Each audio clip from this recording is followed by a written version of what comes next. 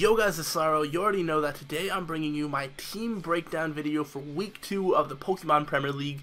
This week we are taking on Keyno and the FC Eeveeton. I'm terrified for this match. I have a lot to talk about, so I'm not going to waste too much time with doing a whole intro thing. But last week was the first week of the PPL, and we had a fantastic match against Shroomraver. However, Hacks screwed us over a little bit, as well as me playing a bit poorly towards the end game also played into the fact that we did suffer a heartbreaking 1-0 loss. Yeah, so we didn't start off the season on the best note. Had we been able to hit stone edges and get a little lucky, things like that, we would have been 5-0, we would have been at the top of the table. But unfortunately that is not the case, so we need to put in the most amount of work possible to get higher up in the table. For those of you that don't know, this season there is a promotion and relegation system for Division 1 and Division 2 of the Pokemon Premier League. Right now we're in Division 1. If I end this season in 11th or 12th place, then I will go down to Division 2. And if I get 10th place, then I have to play the person that comes in 3rd in Division 2 for kind of like a right to stay in Division 1. So the ideal place to finish is 1st through 9th. Obviously higher is better, but 9th is the absolute lowest that I can finish, that I would want to finish. So that is the thing, which means that I am going to be preparing as much as I can for all the matches. So you can imagine how upset I was to look at Keyno's team and realize that I have literally nothing to deal with it defensively. I'm going to throw up his team really quick, and I'm just going to read through it. The Pokemon that he could be potentially bringing this week is Latias, Azumarill, Cobalion, Entei, Amoonguss, Thundurus, Therian, Swampert, Claydol, Regirock, and or Drapion. And this combination of Pokemon is terrifying. I don't have much to do with Latias. I do have a couple things that aren't very good, especially when in conjunction with things like Azumarill and Entei. Azumarill runs through my team, Entei can run through my team, and just the combination of all these things is just honestly too much. Drapion's a huge threat, Thundurus T is a huge threat. Heck, even an offensive Swampert can put in a good bit of work. So yeah, I spent the good part of 2 days trying to come up with a team that could deal with Keyno's, and I couldn't. So I started over from scratch. I threw all the conventional ideas out the window, and I went a little bit crazy this week. I don't really know how else to put it. I have changed out team members so many times. Every single Pokemon I've considered bringing this match, with the exception of Typhlosion. Typhlosion has never really been on my mind for this match, but every other Mon has been considered. I really wanted to bring Sawsbuck. I really wanted to bring Kecleon, but you're only going to get to see the debut of 2 team members that didn't make their debut last week. I also remembered to put the nicknames on Showdown this week, so that's cool. I kind of forgot about that last week. But yeah, so this man's he also lost his first week. He's 0-1, we're 0-1, and neither one of us want to go 0-2. But he has a way better shot at winning this match than I do. 100%. But I came up with an idea, and you can kind of see where I'm going with this when you see the moveset that you see on the screen. That I think gives me the best possible chance. It basically just depends on what Keyno brings. If he brings just a fully offensive team of just super powerhouse threats, then I lose. But if he brings a more conventional team that has more like defensive stuff with like 1 or 2 sweepers, like, I can deal with that. But it just is about what he's going to bring.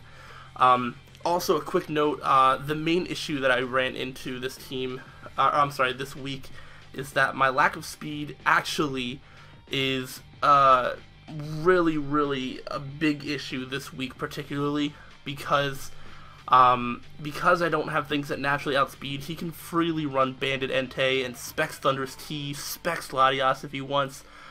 He has so many options for things like that he really doesn't have reasons not to run them. Therefore, all my calcs have to be with things like that because that's what I expect. I'm expecting a Specs Thunderous T and a Bandit Entei, and then Azumarill is either going to be Bandit or Belly Drum. There's really nothing else that he could be that would make sense. But yeah, so enough about his team. Let's just go ahead and talk about what I brought and why I brought it. I basically threw I threw the whole idea of switch-ins and anything like that completely out the window. This team is just an offensive team behind light screen. Or I'm sorry, between dual screens. Behind dual screens. When you see this team at first glance, you would not think that. So I think I might be able to get a little bit of surprise factor with it. But this is just a fully offensive team, basically. Very little recovery, very little utility.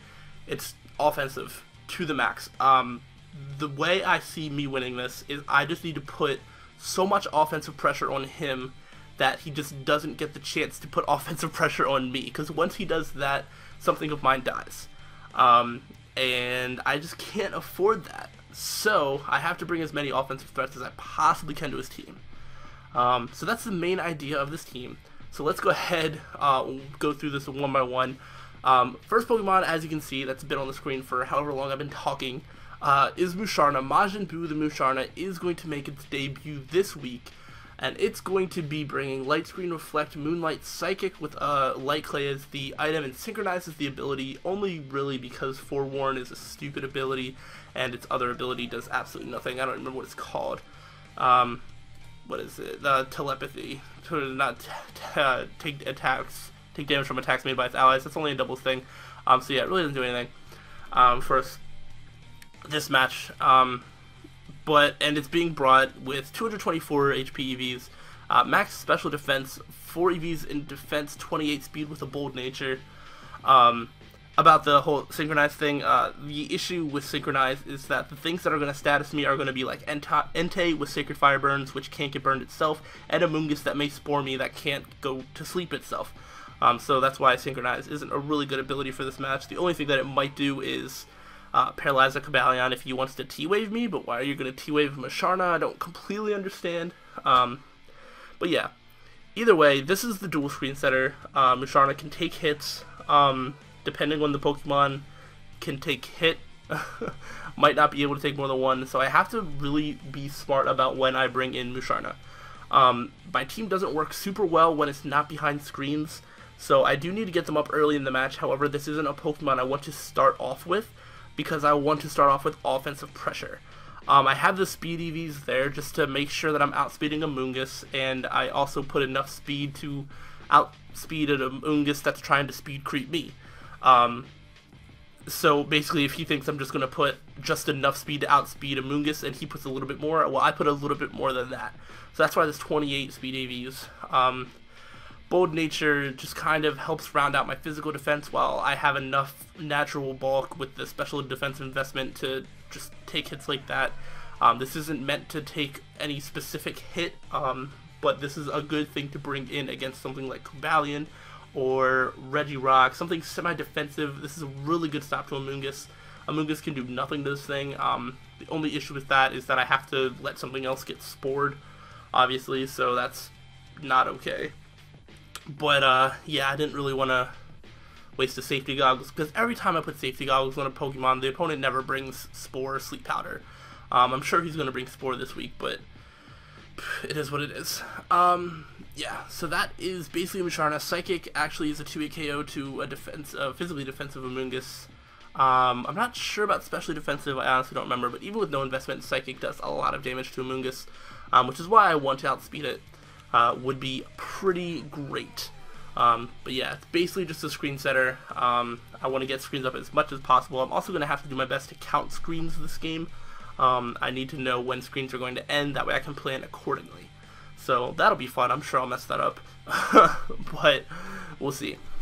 So let's go ahead and talk about the Pokemon that is going to end up being my dedicated lead, and that's going to be this Donphan here. Last in PPL, the Donphan is being brought with leftovers, sturdy of course, Earthquake, Seed Bomb, knockoff, Rapid Spin, max attack adamant with 160 HP EVs, 92 in speed, and 4 in Spadef. I think the reason I just put the 4 in Spadef is because I don't know, I did have everything with the odd HP. I know things like Donphan usually doesn't matter, but I don't know. I figure any chance for me to, you know, live hits, the better. I have no idea. But that's just what it is. The 92 speed is to outspeed a defensive Swampert. Seed Bomb does a lot of damage to Swampert. A lot of damage. Earthquake does a lot to Cobalion. So you know, if he brings a more conventional team, I imagine Cobalion or Swampert may be his lead. Potentially Regirock. If I see Regirock and I don't see Cobalion or Swampert, I'll probably lead off with something else. But if I see one of those two, or Donphan is most likely going to be, the option there. So this is max attack adamant. Earthquake does a lot. The things that can take an Earthquake don't really want their item knocked off. And then Seed Bomb specifically hits Swampert. Will hit Claydol. Will hit Regirock. Although no, Earthquake would do more. JK, I didn't say that. Seed Bomb is pretty specific. Also hits Azumarill, but yeah, I'll also outspeed an Azumarill with no speed investment too, so that's a thing. Could come into play, we'll see. I also have Rapid Spin because I really can't have rocks on my field. The amount of switch-ins I have for each Pokemon is really, really limited. I can't switch in very often, so yeah, I kind of want to limit the amount of times I switch. Once I get screens up, I kind of just want to go into something and do as much damage until it dies, and then get screens up again and just keep doing the same thing. That's kind of what's going to have to happen, because again, offensive pressure. That's why every Mon brought, I want it to have coverage to hit nearly his whole team. So we'll see. I don't know if I want to. I don't know. There's so many things that could happen. I don't know how this team is going to work until the actual battle happens. But I've spent so much time trying to make this team. It's just I can't even do anything more. But yeah. So then we go into. Let's talk about Gardevoir, I guess. Gardevoir, I'm really uncertain as to how it's going to work this match. It does a lot of damage to his Mons, but at the same time it gets outsped by some of the Mons that it can do a lot of damage to, such as Latias, as well as can't switch into basically anything. If the screens aren't up, Gardevoir does not really get a free switch into anything, other than maybe like Claydol, I don't know.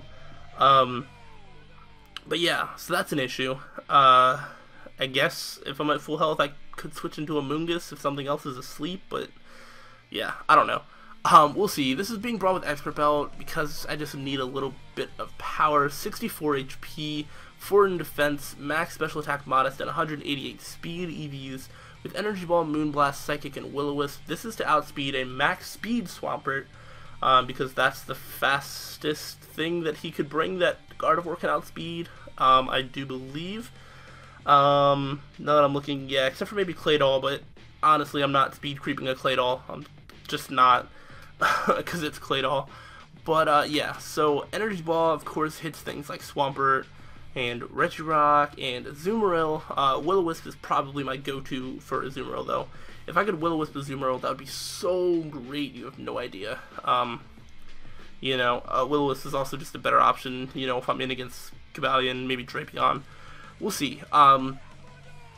Will-O-Wisp, I think, is going to be really good. I also have Trace, mostly just to see if I can catch Thunder's T with like a Volt Switch, or if it goes for Thunderbolt. Mostly because my Lantern is not Volt Absorb, and if he finds that out, then he might be more inclined to go for it and forget about Gardevoir's Trace. Could be a way to get health back.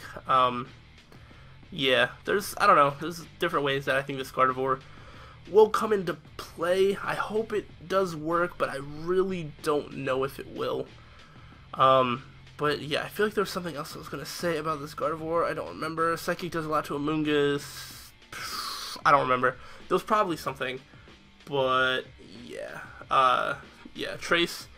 Oh, I was going to say about the Thunder's T. I would like to catch on like a Volt Switch. However, last week he did bring U-Turn against Shoddy because he had a Volt Absorb Jolteon. I have a Volt Absorb Pokemon, so he might not even bring Volt Switch. So we'll see how that plays out. Plus, I don't really think I have that much of an electric weakness, so he might not bring electric stat. I don't know. That's even if he brings Thunderous Tea. I think he will, but you never know. There's so many options he could go with. But there's Gardevoir. I don't really know how I feel about it. I think it can put in work. I just don't know how much it will. However, what I do think is going to put in a ton of work is going to be Aquaria. Aquaria, the Dragalge, is here to punch holes through his team. Sludge Wave, Draco Meteor, Focus Blast, Protect, Black Sludge, Adaptability with 168 HP, Max Special Attack, Modest, 4 Spadef, and 84 Speed EVs to outspeed No Speed Azumarill. Actually, it might be able to outspeed an Azumarill that has like 4 or 8 points in speed. I don't remember if I outsped a speed creeping set or not. But yeah, so if he does bring like a no speed Azumarill, Sludge Wave will OHKO. Sludge Wave also does a lot to Amoonguss, as well as, you know, all the things that it hits neutrally. It can do good damage to without having to get the special attack drop. I really wanted to bring Dragon Pulse instead of Draco Meteor, but the power output is just too big of a difference that I have to bring Draco for some things. You know, Draco's going to be good for things that are just a little bit more defensive. But yeah. Protect is the last move, just because Black Sludge for a little bit of recovery. If I need to use Protect, either A to scout or B just to get more health back, I will. We'll see. However, if I'm behind like screens and stuff like that, I probably won't use Protect too much because I want to take advantage of the screen turns as much as I can. An Adaptability Dragalge behind screens is actually really scary. And it's put in a lot of work for every test match I've had with this team, so I'm hoping that it does work in the actual match, but we'll just have to see. Yeah, this has some pretty good, you know, pretty good bulk. I can bring it in on some things. You know, Thunderous Tea, like if Thunderous Tea turns out to like not be specs, then, you know, I could get a switch in on that, things like that. We'll see. I potentially could have brought it as like a Trick Room sweeper, but I just felt like Trick Room took too much setup against Keyno's team that I don't think he'll give me the opportunity to like properly set up right. I don't know. I guess you could say the same thing about screens, but I just don't have the mods to switch in. So I don't know. This is the way I'm going with it this week. So it is what it is. So that's Aquaria. Yeah, it's being brought just to punch holes, Focus Blast for Cavalion, and everything else for everything else. Yeah, it does a ton of work, and I really hope that Aquaria does well for me this week. Then we have Scizor. Don't run with me with Scizor. Being brought with a Choice Scarf, Swarm is the ability, U-turn knockoff, superpower, Roost, 16 HP, max attack, 196 speed, Jolly. That is enough speed to outspeed a max speed Timid Latias. And U-turn does over half to a max HP Latias, as well as knockoff does over half. So depending on how much damage I have on that, I can either go straight for the KO. Actually, basically what this Scizor is going to do is it's just going to be U-turn. U-turn is basically what I'm bringing it here for. I need momentum. I need the matchups. I don't have switch-ins per se. So if I can catch him on the switch, U-turn into something that matches up well against it, then I'll be in a lot better spot. So Scizor is here just basically to U-turn. Choice Scarf just to outspeed his whole team. I don't think he's going to bring a Scarfer, and if he does, then I'd be very, very surprised. I just don't really see which Pokemon on his team would make sense as a Scarfer against me, because none of them do, in my opinion.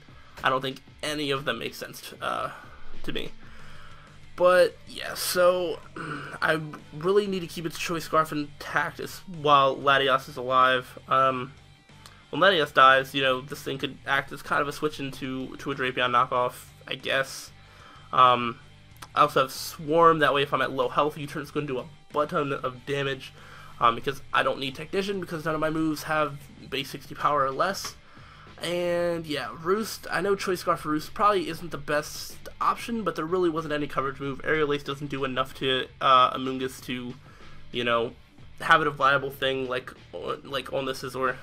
It just doesn't do enough. Unless I'm like Banded Scizor, Aerial Ace is not going to be a 2-hit KO. And I'm not bringing Banded Scizor this week. So yeah. I think Scarf Scizor can put in a decent chunk of work. Also, if I can catch one to switch in U-turn, that'll give me a good switch into Musharna to set up more screens, which I may need to do. So, and yeah, and Scizor can actually switch into a lot of things. It can switch into a Azumarill, like if it's not banded. Even if it is banded, if I catch it on anything that that isn't a waterfall, I think. But then if it does band itself into like waterfall, then I can switch into the last member of our team, which is Lantern, a bit of a secret weapon here. Lantern is being brought with 236 HP, max special attack modest, and 20 speed. There's a lot of modest Pokemon. I figure that's the best way to take down Keyno. But Lantern, yeah, it does have the Life Orb with Ice Beam, Scald, Thunderbolt, and Agility. That 20 speed is after an Agility, I will be able to outspeed a max speed Timid Latias. And with enough shift damage on everything, Lantern can actually be a late game sweeper. The only priority that Keyno has on his team is Aqua Jet Azumarill, which I'm Water Absorb for, and Extreme Speed Entei, which, I mean, I have 236 HP. Extreme Speed, even if it's banded, isn't going to do a whole lot, especially compared to how much a Scald is going to do to him. Lantern, if I can play my cards right, I actually don't want to bring out Lantern at all until the very end. I want it, it's going to have to be brought in after something else dies, because that's just how it is. I don't really have any recovery that I expect to get, like there's not even leftovers or anything. Life Orb is actually going to, you know, wear down this Lantern pretty quickly, so this kind of has to be a one-time thing. I need to make sure that when I do set up an Agility that it is the perfect time. It's either going to be used at the very end of the game to just late game sweep, or if I can get an Agility up and just punch a whole bunch of holes through his team, and then, you know, maybe just Scarf Scizor, or, you know, take it out with something. That's going to be the plan. A mixture of Ice Beam, Scald, Thunderbolt does 2-hit KO his whole team. No. The things that can take the mixture of those moves don't really want to get burned, such as Cobalion doesn't want to get burned, or Swampert doesn't want to get burned. Drapion doesn't want to get burned, things like that. But yeah, Life Orb, modest, you know, max special attack Lantern does do a good chunk to his team, and just depending on what's left, this could, you know, put in a ton of work. I mean, depending on the team, this might not do very much work, and in that, you know, in that situation, Lantern just becomes switch-in fodder, which honestly is going to be more valuable than you guys know. I think this is going to be a very fast match. This is going to be a very quick match. Usually my matches are very long. I don't expect that to be the case. I think this is going to be a very decisive win for one side or the other. It may be decisive in spurts. Like I know a test match I had, you know, I started off really well. I killed like 3 Pokemon in a row, and then I lost like 3 of my mons, and it just went back and forth, but it was really quick. All the test matches go really quick with this team.